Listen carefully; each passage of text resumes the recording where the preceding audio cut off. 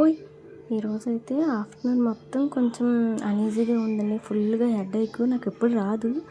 So అలా అని చెప్పైతే lemon tea అయితే తాగాను, కొంచెం రిలీఫ్గా ఉంటుందని చెప్పి. అయినా సరే ఏం లేదండి, ఇంకా రొటీన్గా ఏవో పనులు చేయాలి కదా.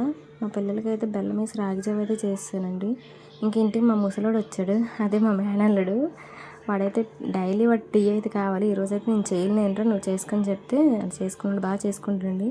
ఇంకా మా పిల్లలు ఇంకా వాళ్ళకి తెలియదు కదా, అలా అని చెప్పి ఇంకా నాకైతే దోశలు కావాలమ్మని చెప్పారు. చెరో ఒక దోశ అయితే వేసి పెట్టేశానండి. ఇంకా టిఫిన్ అయితే బయట నుంచి తెచ్చిద్దాం నైట్ డిన్నర్లో అని అనుకున్నాను. కానీ మా అబ్బాయి నాకెప్పుడు ఏదో ఒక ఇలాంటి ప్రాబ్లం వచ్చినప్పుడు వాళ్ళు ఏదో ఒకటి అడుగుతారండి. సో అలా అని చెప్పి అయితే ఇంకా వాళ్ళు చపాతీ అడిగారు. అలా అని చెప్పి అయితే గ్రీన్ చపాతీ అయితే చేస్తానండి. పాలకూర ఉంది నా దగ్గర, అది వేసి అయితే గ్రీన్ చపాతీ చేస్తాను. ఇంకా చపాతీలో కర్రీ అయితే మాత్రం సూపర్గా వచ్చిందండి. స్వీట్ కార్న్తో చేశాను.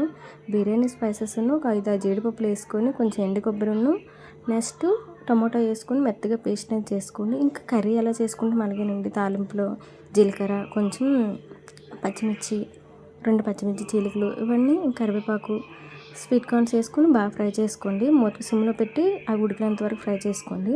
తర్వాత ఉప్పు కారం మీ టేస్ట్ తగ్గట్టు మీరు అడ్జస్ట్ చేసుకుని వేసుకున్నాక అప్పుడేనమాట మనం ఫస్ట్ పేస్ట్ చేసుకున్నాం కదండి, ఆ పేస్ట్ కూడా వేసాక బాగా ఉడకనివ్వండి. నీళ్ళేం పోయొద్దు.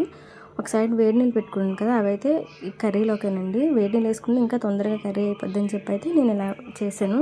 సో కర్రీ అయితే మాత్రం సూపర్ కాంబినేషన్. రైస్లో కూడా నేను తిన్నాను, బాగుందండి. మీ దగ్గర ఉంటే లాస్ట్లో కొంచెం కసూరి మీద వేసుకోండి, లేకపోతే లేదు స్కిప్ చేసేవచ్చు. కొంచెం కొత్తిమీర, అంతేనండి.